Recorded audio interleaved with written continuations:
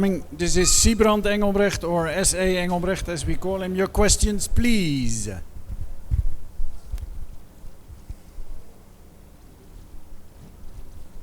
Hi. We've seen you taking that brilliant catch all the way back in 2008. It was a roller coaster journey. You finally made your ODI World Cup for Netherlands.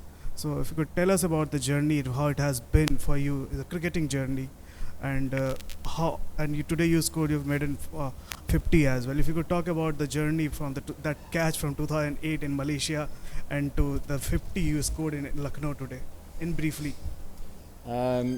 So I played professionally in South Africa up until 2016, December of 2016, and I moved into a corporate career. I studied finance, so I went into the finance route with a company called Fairtree. I did my master's, my MBA as well, and I've been working for the last 7 years for the same company. And about 3 years ago, we moved from South Africa to the Netherlands and started playing again, predominantly just to kind of make friends and integrate into the community. And it wasn't, I suppose, up until kind of Ryan Cook and the rest of the management kind of took over that the interest came a little bit about again. And only this year in July, I think I became eligible to play for the Netherlands. So I spoke to Cook here, to Ryan Cook, and asked, look, would you be interested in me putting my name in the hat? And he was brutally honest because the team did really well to qualify and get us here. So he said, but absolutely, the broader the pool, the better for them. And here we are, yeah. Very happy to be here. I must admit it's still a bit of pill to swallow. Getting to 260 odd after the start we had. We thought it was a very competitive score. Maybe the pitch got a little bit better, but I thought they controlled the innings really well. And we just didn't quite pitch up today with the ball, unfortunately. So, not the ideal result for us, but we'll move forward and we'll try and be better and learn from this as quickly as possible.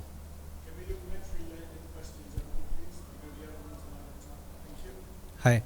So you walked out to bat when you guys were 91 for 6, I guess, and then a massive partnership.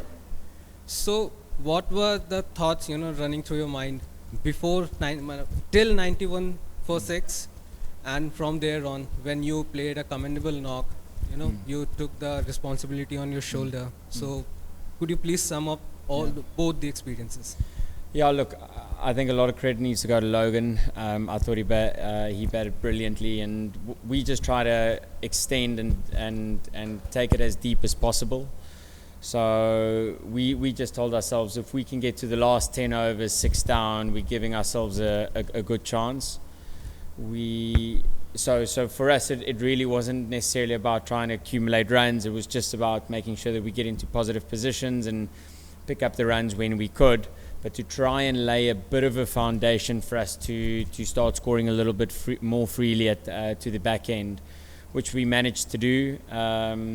So happy with the partnership. I thought Logan batted brilliantly, and together we just kind of kept on going. We were pretty calm out there, and then on the 40th over we try to shift gears to try and accumulate a little bit more runs. It was a good partnership for us, but it would have been fantastic to get a little bit more. 91 for 6 at one stage, and you really fight back well to build up the score. But what was the turning point of the match? Sri Lanka did really well to win the game after they got 3 defeats consecutively on this World Cup. What was the turning point of this match? I thought, at the halfway stage, we thought we had a decent score. I don't think we would have taken it necessarily. I think the pitch definitely got better as the day went on. But I mean, I spoke to Maxi about it as well, and there was still consistently something in the pitch if we bowled the right areas, and I just thought we didn't string enough good balls together for long enough to put the Sri Lanka team under pressure. So unfortunately, they were quite clinical in the way that they executed.